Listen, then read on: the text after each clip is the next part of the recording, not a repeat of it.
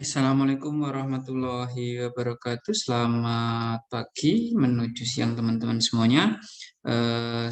Kita ketemu lagi di mata kuliah birokrasi pemerintahan. Nah, pada pertemuan kali ini saya akan menjelaskan mengenai materi tentang patologi birokrasi. Nah, kalau kita berbicara mengenai patologi itu secara medis memang patologi itu adalah bagian dari atau bahasa terjemahnya adalah penyakit. Nah, kalau di birokrasi itu berarti kalau diterjemahkan secara letterlock maka dia adalah penyakit birokrasi. Nah, memang kalau kita berbicara mengenai birokrasi, ya sangat banyak sekali sebenarnya permasalahan-permasalahan birokrasi atau penyakit-penyakit birokrasi yang terjadi di Indonesia. Dari mulai proses rekrutmen sebelum ada undang-undang yang terbaru sampai dengan yang pensiun atau sampai ada lagi dengan penyakit birokrasi yang lain yaitu yang paling terkenal di era pemilu kada atau pemilihan kepala daerah adalah netralitas birokrasi. Nah, tetapi seiring berjalannya waktu dengan adanya undang-undang terbaru, terutama undang-undang ASN, maka proses rekrutmen itu dilakukan secara transparan menggunakan metode atau sistem CAT.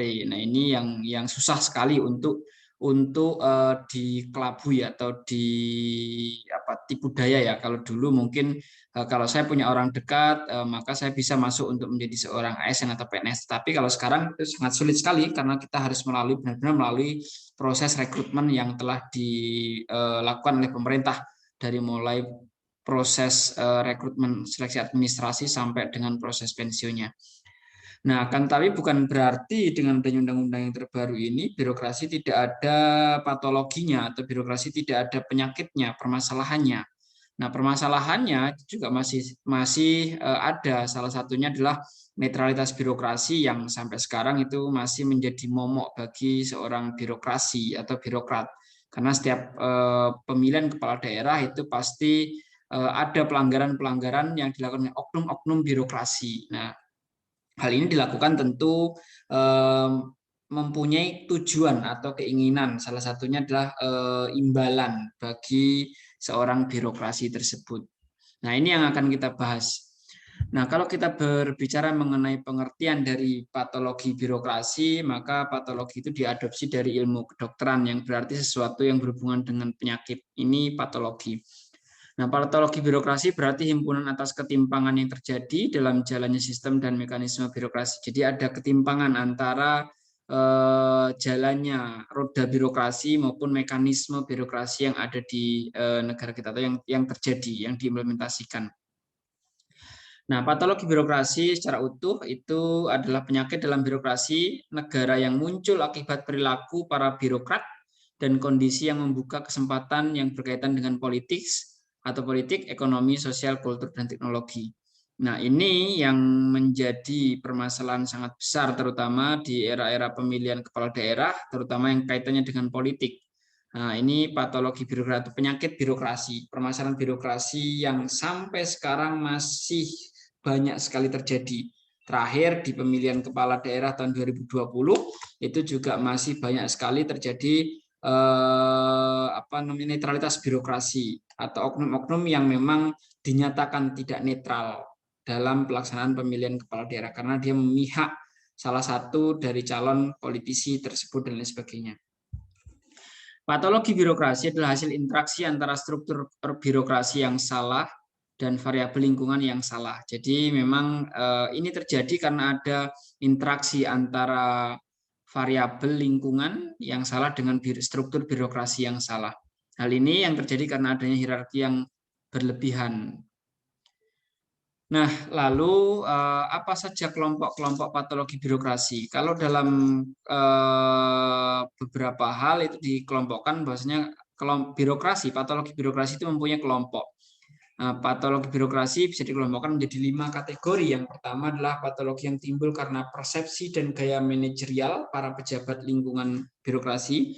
Jadi dari gaya memimpinnya.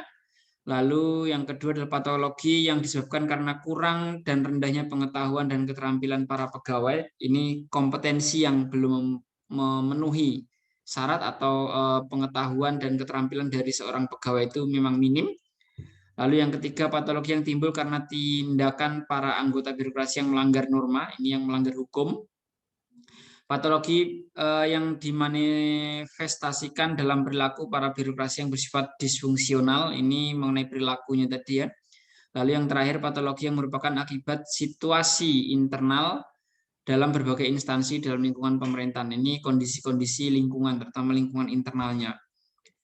Lalu macam-macam patologi birokrasi itu ada paternalistik dan pembengkakan anggaran. Jadi memang ada dua hal di situ, pembengkakan anggaran misalkan mengenai manipulasi anggaran atau di sini misalkan ada beberapa hal mal anggaran yang telah dilakukan oleh birokrasi-birokrasi.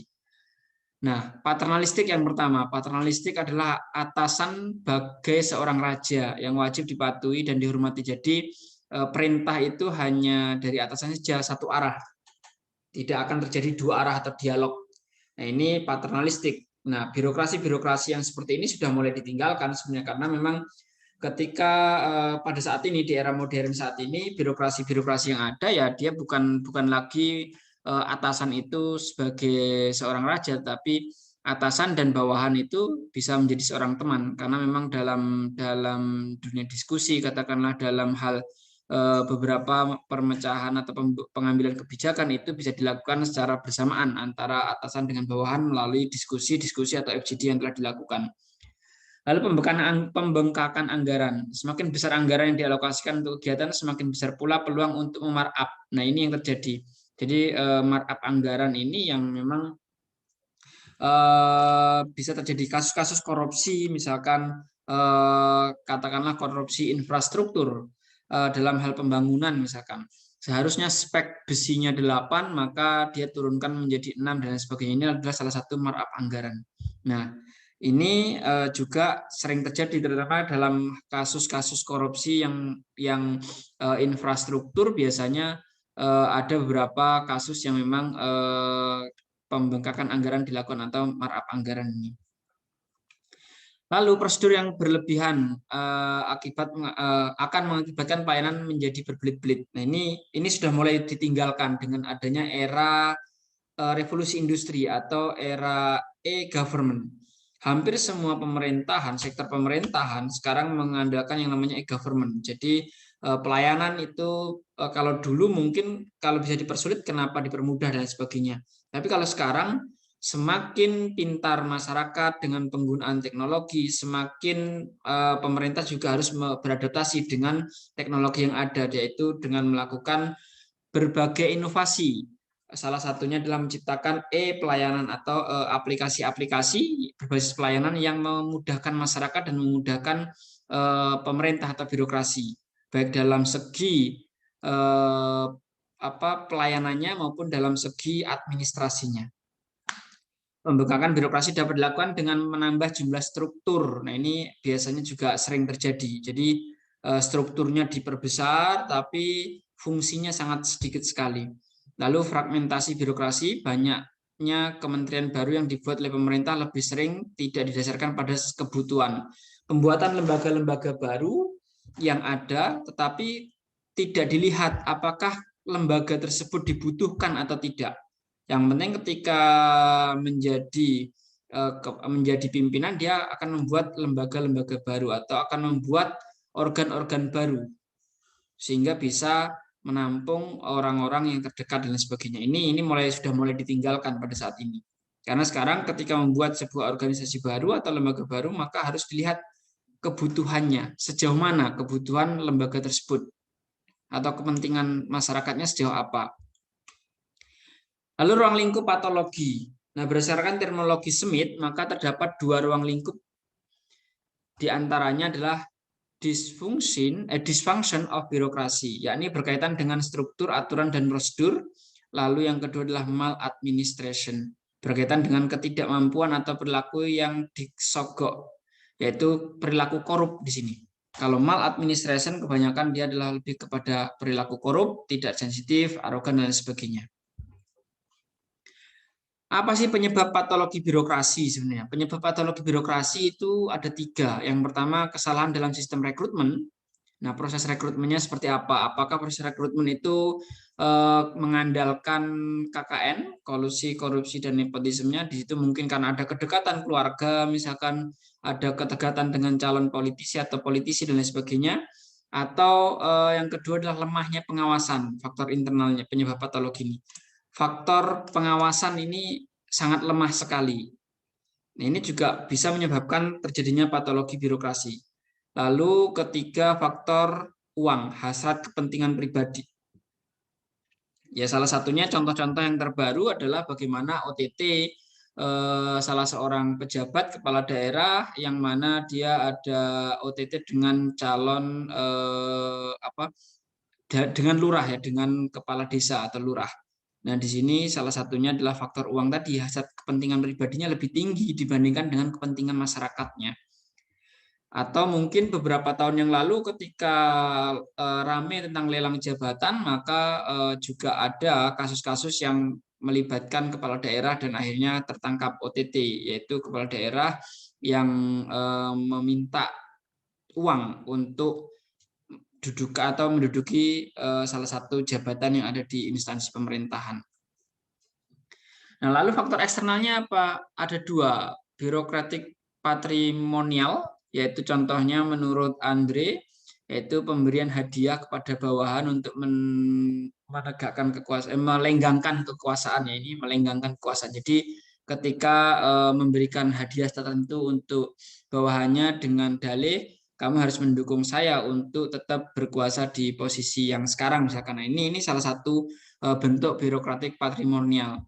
Lalu politisasi birokrasi. Nah, ini birokrat larut ke dalam kepentingan politik. Ini yang terjadi, yang banyak terjadi pada di era-era sekarang, yaitu dengan adanya keterlibatan dari banyaknya oknum-oknum ASN yang terlibat dalam kasus-kasus netralitas birokrasi. Nah, di 2020 kemarin Desember itu sangat banyak sekali kasus mengenai netralitas birokrasi yang ada di Indonesia. Sebagian oknum-oknum tersebut memang mungkin mempunyai tujuan atau maksud tertentu kenapa dia terlibat dalam kasus mengenai kasus netralitas birokrasi yang ada di Indonesia itu. Nah, bentuk-bentuk patologi birokrasi menurutnya Siagian ini ada 11, penyalahgunaan wewenang, pengaburan masalah, indikasi korupsi, sampai dengan minimnya pengetahuan dan keterampilan. Ini salah satu bentuk-bentuk patologi birokrasi yang ada di Indonesia. Lalu bentuk-bentuk patologi yang lain apa? Retap, misalkan prosedur memutar dan berbelit-belit. Nah, dia lebih banyak berbelit-belit, abuse of power, misalkan karena di sini kan nanti akan memunculkan berbagai spekulasi. Power 10 to corrupt absolute power corrupt absolutely. Jadi di sini akan memunculkan kekuatan untuk melakukan korupsi. KKN, terus wrong staffing, penempatan kerja yang tidak sesuai kompetensi atau penempatan pegawai tidak didasarkan berdasarkan kompetensi, overlapping tugas dan sebagainya. Ini salah satu bentuk patologi lainnya. Pengelolaan anggaran yang khasnya bersifat sebagai catatan administrasi saja, ini juga sama. Contoh kasus patologi birokrasi di Indonesia itu adalah mengenai pola rekrutmen CPNS yang dipenuhi dengan kolusi, nepotisme, misalkan birokrasi terlibat dalam jual beli jabatan, main kata harga jabatan dan penyelewengan kekuasaan. KKN tidak dilakukan secara terbuka, namun dilakukan dengan mekanisme tertutup. Misalkan akibatnya birokrasi lemah dari segi kualitas intelektual, alih-alih menjadi abdi masyarakat yang melayani dengan baik, yang terjadi sebaliknya, birokrasi menjadi pemeras hak publik atau hak masyarakat. Nah, ini mengenai patologi birokrasi yang bisa saya sampaikan pada pertemuan kali ini. Kurang lebihnya saya mohon maaf. Saya akhiri, wabillahi taufiq wal hidayah. Wassalamualaikum warahmatullahi wabarakatuh.